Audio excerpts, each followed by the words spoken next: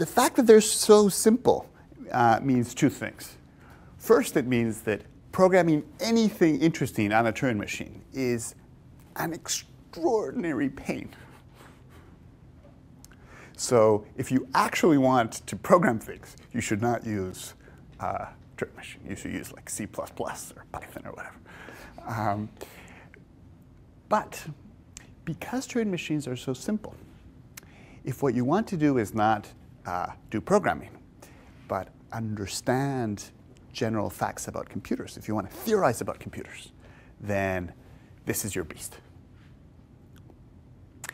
And the reason it's fun to theorize about these things is because there is this amazing thing that you can prove. You can prove that anything that can be done on an ordinary computer can be done on a Turing machine. So if you prove, for example, that no Turing machine could possibly compute a certain function, then that means that no ordinary computer could compute that function. Indeed, even if your ordinary computer had limitless supplies of time and memory. And because it's so easy to prove things about Turing machines, it might be easy to prove that that function is not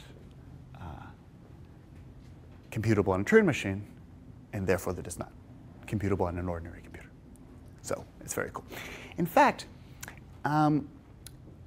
most computer scientists believe that something stronger is true.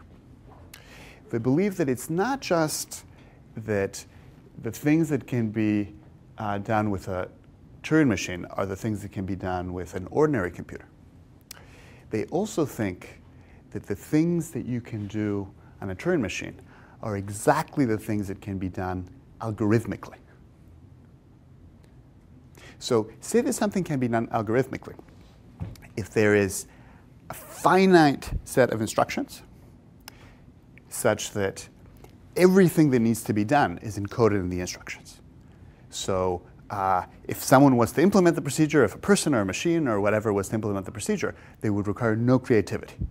So there would just be this process, and on each stage they would say, well, what do I need to do next? And like they look at the instructions, and they do exactly that, and the outcome is totally determined. So the idea is that anything that can be done at all in that way, anything that can be done algorithmically, can also be done with a Turing machine. So the theory of Turing machines, if that hypothesis is true, is just the theory of what can be done algorithmically, or what can be done by a finite being using a fully specified procedure. Now, it would be awesome to prove that result. The problem is that in order to prove it, you would need a formal definition of algorithmic procedure, and nobody has one. So I fear that that hypothesis will remain forever a hypothesis. It's sometimes referred to as the Church-Turing thesis.